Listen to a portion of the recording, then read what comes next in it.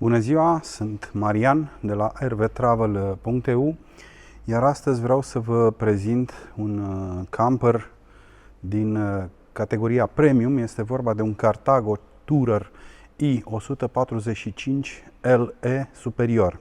Este un camper integrat pe Fiat Ducato 2.2 de 140 de cai putere, are șasiu Alco, este omologat în 4 locuri de dormit și 4 locuri în centură. Are o lungime de 7 metri, o lățime de 2,27 m și o înălțime de 2,89 m. Aici este o ușă de acces la o zonă de depozitare.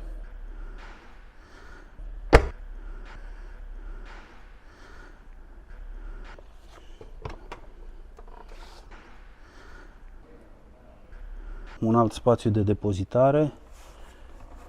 Aici se pot pune încălțămintea sau alte obiecte utile care le folosești rapid. Hai să intrăm la interior să vedem cum arată. Ușa este foarte groasă.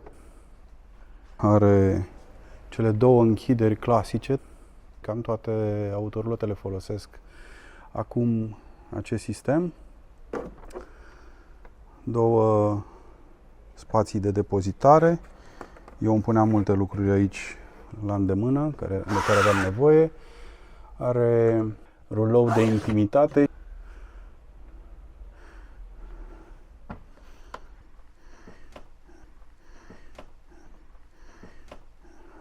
Aici descoperim un living foarte mare, cu o banchetă în L, aici, scaunele rotative și al treilea scaun.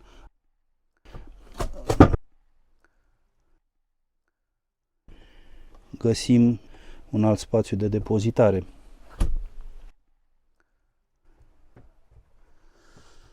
La partea pasagerului, foarte interesant treaba asta, îmbrăcat în piele. Două spații pentru pasager, aici un spațiu mai mic și alături un spațiu mult mai adânc. Are undeva peste 40 de centimetri, 40-50 de centimetri. Foarte plăcut la atingere materialul ăsta, din care e făcut practic tot bordul. Aici suport pentru apă sau cana de cafea. Ce îmi place la acest model, cum au pus pe acest perete, dă o chestie plăcută, o senzație plăcută acest model. Ne uităm că avem o panoramă foarte mare.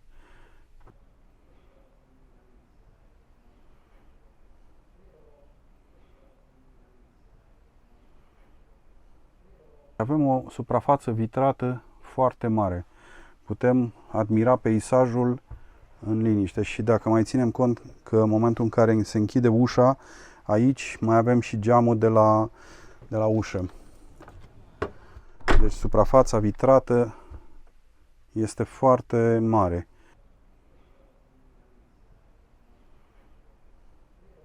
Avem motorizarea de Fiat Ducato, cutie manuală. Sistemul multimedia Pioneer cu cameră de mers în spate. Patul de deasupra, un pat foarte mare, se dă foarte ușor jos. Bine, trebuie întoarse scaunele, dar el pur și simplu cu această manetă se coboară și vine până la nivelul ăsta. Repet, acele scaune, șofer și pasager, trebuie scrabatate. Patul basculant de aici, deasupra postului de conducere, are 1,95 m pe 1,60 m, deci un pat foarte mare. Pot încăpea două persoane lejer. În momentul în care se doarme, se trage această perdea, stânga-dreapta, și îți creezi spațiu de intimitate. Lumini LED, Deasupra aici sunt două spații micuțe de depozitare, dar în care poți pune diferite obiecte personale. Aici în zona șoferului la fel există un spațiu de depozitare, mai mărișor ca cel de la pasager. Poți pune acte sau diverse alte obiecte. Masa din living este rotativă, 360 de grade, se poate trage către bancheta asta și se acționează cu acest buton. Apăsăm acest buton și atunci masa poate culisa. E foarte interesant, nu mai trebuie să băgăm mâna pe dedesubt. Pur și simplu apăsăm și am împins masa. Deasupra zonei de living avem un raft destul de mare cu două spații de depozitare. Îmi place foarte mult calitatea pe care o au Cartago. De fapt, Cartago se știe că oferă o calitate foarte bună la interior, la materialele pe care le folosește. Aici, în zona de living, mai este la intrare, mai este această treaptă. În momentul în care ai ridicat-o, descoperi un spațiu foarte mare, un spațiu foarte generos. Asta datorită, cum am spus, șasiului Alco, care îți permite să ai acest spațiu mare.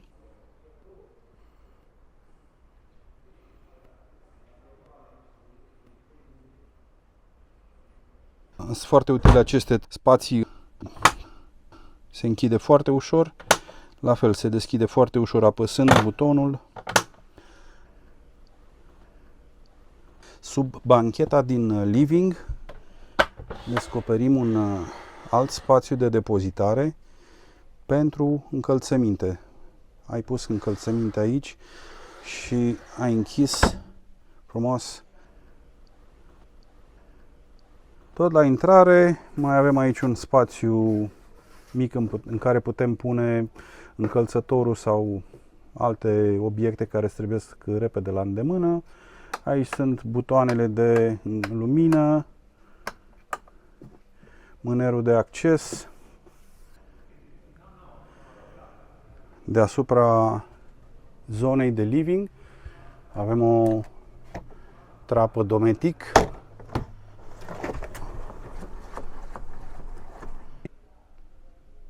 În continuarea banchetei din living avem bucătăria. Bucătăria, în primul rând, este delimitată de această bandă albă foarte frumos curbată. Nu există riscul să te lovești. Aici au pus o chestie foarte interesantă, unde poți pune paharele, farfurile când le speli, sau poate să fie inclusiv blat de lucru, poți să pui legumele și așa mai departe. Și mai are și acest mic plexiglas care ajută să nu se ducă apa sau să nu alunece paharul spre zona de canapea. Chiuveta foarte mare, are capacul ăsta din două bucăți, așa l-am avut și la Cartago, care l-am avut eu. Este foarte utilă când ai pus capacul. Tot spațiul ăsta de aici poți să-l folosești ca și blat de lucru. Este foarte mare.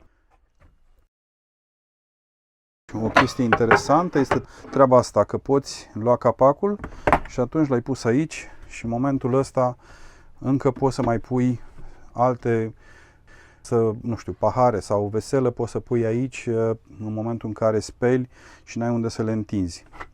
E foarte, foarte interesant treaba asta. Mai departe este un aragaz cu 3 ochiuri, cu 3 arzătoare. Dimineața, dacă vrei să faci doar cafea, e suficient să deschizi doar o singură parte, nu trebuie să deschizi tot ăsta. Dacă vrei să gătești, atunci poți deschide și dacă vrei să folosești 2 ochiuri, poți să folosești doar acolo.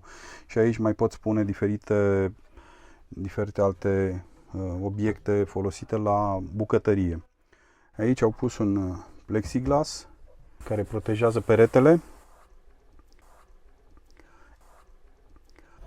În momentul în care se gătește, trebuie să avem aer și atunci se deschide foarte ușor geamul. Dacă vrem să-l lăsăm așa, putem trage plasa anti-insecte sau putem ridica ruloul de intimitate. Fiecare cum vrea.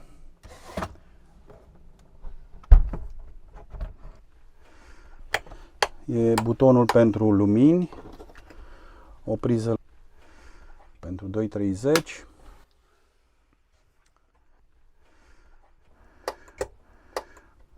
Aici sunt 3 policioare pe care se pot pune borcanele cu diferite condimente și așa mai departe. În momentul în care gătești să le ai la îndemână aici la bucătărie. Avem câteva sertare. Iarăși sistemul de închidere e foarte interesant, ăsta folosit de cei de la Cartago. Ăsta aici este un spațiu mai mic pentru că aici avem coșul de gunoi. Coșul de gunoi care e foarte bun să fie acoperit, să nu stea în picioare și așa mai departe. Și aici mai există câteva spații, 4 spații micuțe. Vis-a-vis de bucătărie, avem frigiderul de la Dometic, frigiderul nou de la Dometic, evident cu dublă deschidere, congelator, la fel și congelatorul are tot așa dublă deschidere, se deschide pe stânga sau pe dreapta. Îl putem deschide dinspre zona de dormitor sau dinspre zona livingului. Dacă venim repede de afară, însetați, luăm repede o bere rece. Acum ce vreau să vă arăt este acest televizor. E un televizor care este așezat pe înalt. Este un Alphatronics de 32 de inch. Are aici un buton roșu. Îl apăsăm și tragem un pic de acest televizor. El dintr-o dată a ieșit din locașul lui, a ieșit câțiva centimetri, după cum vedeți. Și acum apăsăm pe acest buton și practic televizorul se rotește. Și în momentul ăsta noi putem să rotim televizorul și să-l punem, l-am așezat în poziția de vizualizare. Ne-am așezat aici pe scaunul șoferului sau scaunul pasagerului și dintr-o dată avem televizorul, putem urmări un meci de fotbal sau un film documentar sau fiecare ce dorește. Asta este o chestie pe care n-am mai văzut-o, o recunosc, este prima dată când văd asemenea sistem. Acum, ca să-l aducem în poziția înapoi, apăsăm din nou pe el, tragem în sus și televizorul se rotește în poziția verticală. Și acum îl împingem în locașul lui și a intrat fix în locașul lui. Mi se pare o chestie foarte interesantă. I-au găsit o poziție interesantă aici. Stă bine, nu încurcă, nu atinge, nu deranjează, e foarte ok. Deasupra ușii de intrare avem panoul de control pe care mulți îl cunoașteți, nivelul bateriei celulei de la interior. Aici este nivelul bateriei de la motor, nivelul apei, pompa de apă sau putem porni sau stinge multimedia din camper. Panoul Truma, clasic. Mergem spre zona din spate a camperului, spre dormitor. Deschidem ușa și avem pe mâna dreaptă, cum ajungem, avem zona de duș. Dușul este foarte mare, are deasupra trapă de aerisire.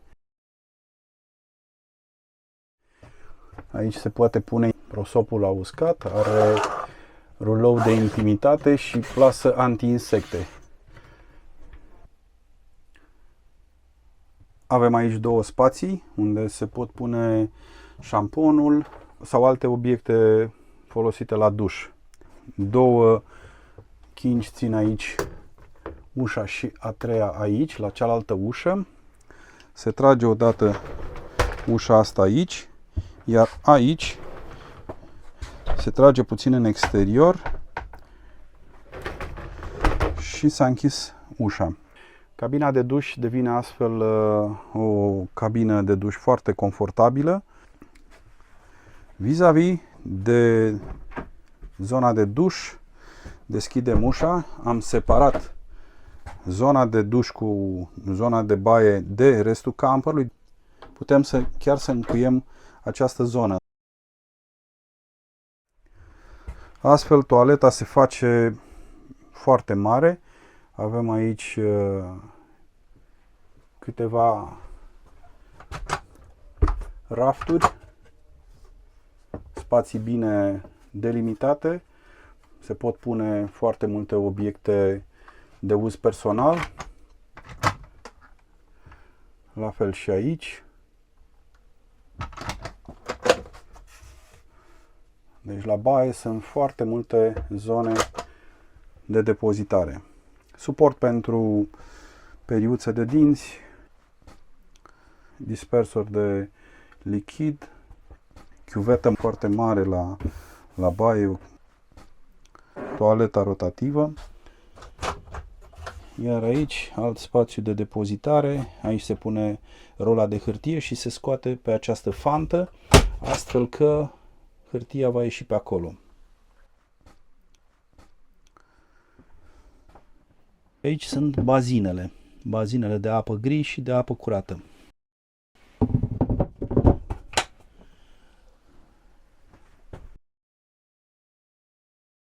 Mergem mai departe către zona de dormitor, unde vedem două paturi laterale, un pat stânga, unul dreapta. Ăsta din stânga este de 2 metri pe 85, iar cel din dreapta este de 1,90 m pe 85 de centimetri. Sunt două trepte care ne ajută să urcăm mai ușor în pat. Aici avem acces la zona de depozitare a hainelor cu bară pentru umerașe. La fel, accesul se poate face și de aici. Aici este inclusiv în momentul în care deschidem această ușă, avem și lumină. E un spațiu foarte mare.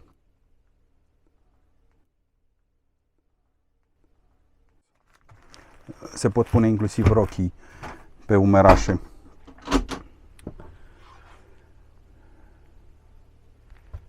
Aici sunt două spații de depozitare foarte mari și avem aici niște cabinete, niște rafturi pentru depozitare haine. La fel și acolo spații de depozitare.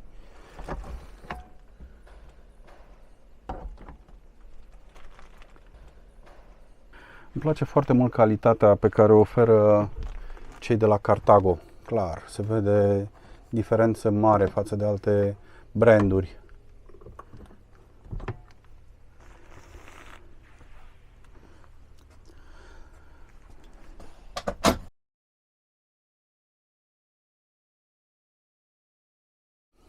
Sub patul din dreapta avem, de pe partea șoferului, mai bine zis, avem iarăși spațiu destul de mare unde se pot depozita haine. Deci foarte multe spații de depozitare. Este un camper integrat care clar oferă alte spații decât un campervan sau alte modele de la alți producători.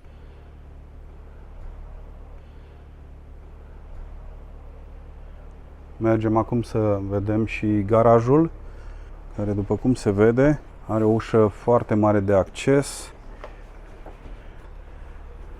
un spațiu mai mult decât generos. Aici avem sistemele electrice.